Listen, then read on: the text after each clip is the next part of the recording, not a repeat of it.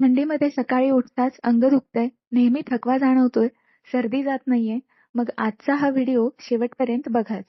Hello friends, आरोग्यदीप या YouTube चॅनलमध्ये तुम्हा सर्वांचं स्वागत आहे. थंडीच्या दिवसात मी रोज एकच तक्रार ऐकते, ती म्हणजे डॉक्टर अंग दुखतंय, थकवा येतोय, सर्दी जात नाहीये. आज मी तुम्हाला थंडीमध्ये काय खाल्लं तर हे सगळं आपोआप कमी होईल हे अगदी सोप्या भाषेत सांगणार आहे. आणि अशाच आरोग्यविषयक माहितीसाठी चॅनेलला लाईक, सबस्क्राईब आणि शेअर करायला विसरू नका. थंडीमध्ये शरीरात नक्की काय बदल होतात हे आपण पाहूया. थंडीमध्ये आपलं शरीर सर्व्हायव्हल मोडवर जातं. ब्लड सर्क्युलेशन कमी होतं.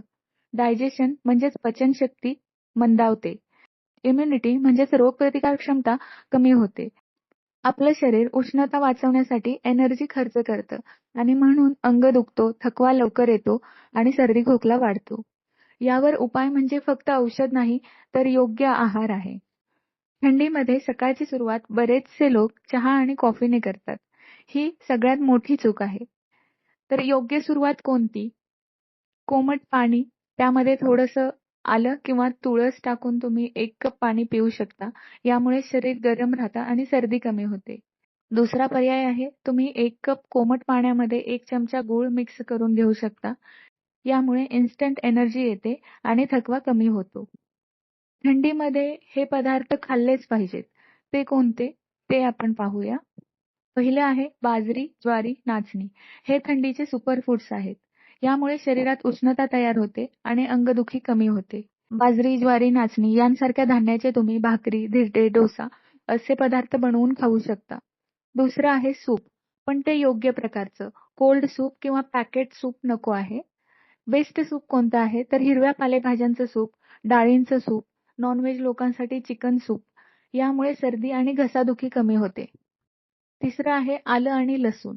हे नॅचरल अँटिबायोटिक्स आहेत. सर्दी कमी करतात, बॉडी पेन कमी करतात आणि इम्युनिटी बूस्ट करतात.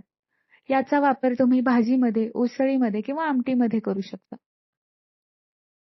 चौथा आहे ड्रायफ्रुट्स, पण लिमिटेड क्वांटिटीमध्ये. बदाम 2 ते 4 पुरेसे आहेत. अक्रोड 1 पुरेसे आहे. मनुका 4 ते 5. यामुळे ब्रेन फटीग आणि बॉडी विकनेस कमी होतो. पुढे आपण बघूया थंडीमध्ये काय खाऊ नये. थंड पाणी, फ्रीजमधलं दही, कोल्ड ड्रिंक्स, जास्त बेकरी पदार्थ यामुळे सर्दी आणि अंगदुखी वाढते.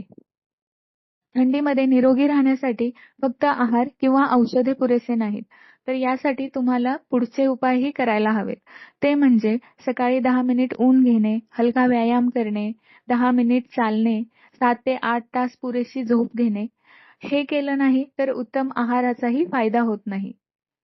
जर तुमची सर्दी 10 दिवसामध्ये कमी होत नसेल, सतत थकवा येत असेल आणि अंगदुखी वाढतच असेल, तर डॉक्टरचे कन्सल्टेशन आवश्यक आहे. थंडी हा काही आजार नाही, पण थंडीमध्ये चुकीचा आहार घेतल्यामुळे आजार निर्माण होतात.